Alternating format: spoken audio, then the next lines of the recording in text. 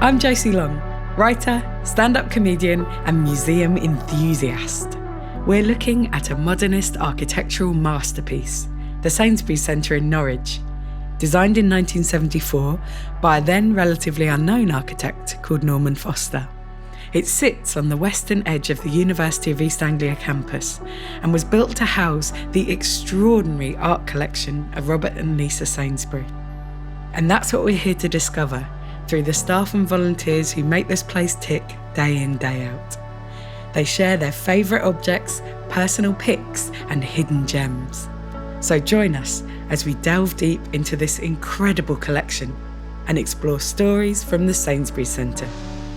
Robert and Lisa Sainsbury had amassed this extraordinary art collection and they gave it to the University of East Anglia in 1973. It's just a fantastic utopian vision. The Sainsbury Collection spans 5,000 years of creativity. It's kind of endlessly rich as a site for learning and talking and thinking. The first thing that you experience when you walk around the gallery is the carpet. What do you mean? There are certain kind of characteristics of the gallery which feel quite unusual, but are there in order to try and kind of create this homely environment. It was supposed to emulate the Sainsbury's house, their house in Smith Square, and this is how they kind of displayed objects in their own home. And so it is a very beautiful and contemplative space. You're encouraged to look at the collection and the aesthetics of each object in their own right. So you might see an African mask next to a Francis Bacon painting. And of course, you can make these wonderful connections between works from different cultures in the Sainsbury Centre. I'm Jenny Brace, and I'm a volunteer guide. Most of us are retired, and it does keep the old grey cells going, as you can imagine. Oh yeah. This is a portrait of Lisa Sainsbury by Francis Bacon. First and foremost, I want to ask, why did you choose this particular portrait from the collection? When I'm doing my tours, obviously I like to introduce the Sainsburys, and I always go to this painting. I find I can't take my eyes off it once I'm looking at it. It's just mesmerising. What does she think about the portraits and about sitting for Bacon? Well, she didn't think that any of them were very like her. I mean, Robert's view was that you didn't go for a likeness, you went for a great picture. So you chose someone who you thought was a great painter, and then you gave them free rein to do whatever they do. She was a very elegant woman, extremely well dressed. So mainly she would talk about the major issue of going into Bacon's studio, which was a complete dump, and sitting there without getting paint all over her clothes. That's so interesting, seeing her as a kind of patron figure and then her actually having to get so close up to the artist that it's almost too much. I think she felt it was worth it, though. Even Robert said, that Bacon was enchanting. I mean, he was such a raconteur. And I don't think you could talk about the Sainsbury Centre without mentioning Francis Bacon. We've got 13 of his works. When they say, who would you invite to an imaginary dinner party? Well, Bacon, you wouldn't need anybody else there, would you?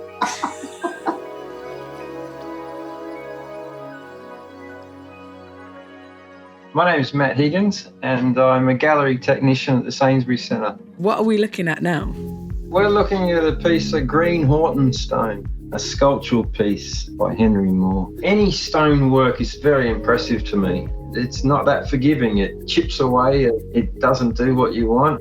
You're looking at the marks he's made, but you also know that it's a big chunk of stone of some sort. It's not trying to hide the material itself. I definitely think he's having a conversation with the nature here. The debate between culture and nature. I often can see a hippopotamus. Yeah, I feel like it's got that kind of face to it. Yeah, there's that real chompy mouth sort of thing. Your relationship to these works of art is so different to pretty much everyone else because you actually touch them and move them. I'll just say this, it's a very heavy object. Huh. It's not the sort of thing you sit and stare at when you've got it in your hand. What I really like about it is the pure application that he has with the stone and to be able to get that amount of control. And we should talk about the fact that surrounding the centre there's the sculpture park as well. There are some dramatic works that sit close to the centre, like Tatlin's Tower and the various Henry Moores that were actually cited by Robert Sainsbury with Henry Moore and Norman Foster. And some other really popular works, which have been with us for a number of years now, are the Lynn Chadwick Beasts. And we hope to hang on to them for a bit longer. I just love that because of the fact that it's positioned within the landscape, it gives an entirely different way to interact with the works.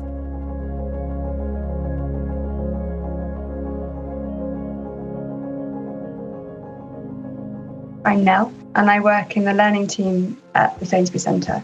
We are looking at a painting by Leonora Carrington called The Old Maids from 1947. I really love the way it seems to be a glimpse into this magical women's world.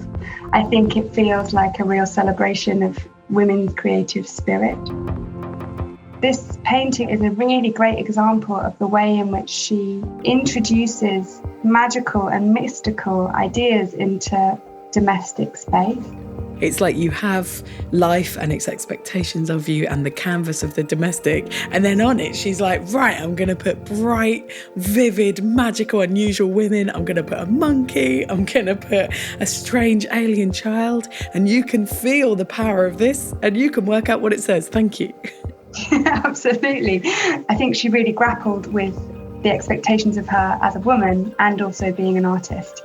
Leonora Carrington was pregnant when she painted this. She talked quite a lot about this incredible impulse she had to create work at the same time as she was creating life. I love it. As somebody who's been pregnant, it was not a creative experience for me, so I'm just stunned by that. But it's really cool to see a figure of a child that is magical and full of potential and almost otherworldly. It's a real treasure of the collection, and I feel very lucky to be able to see it on a daily basis.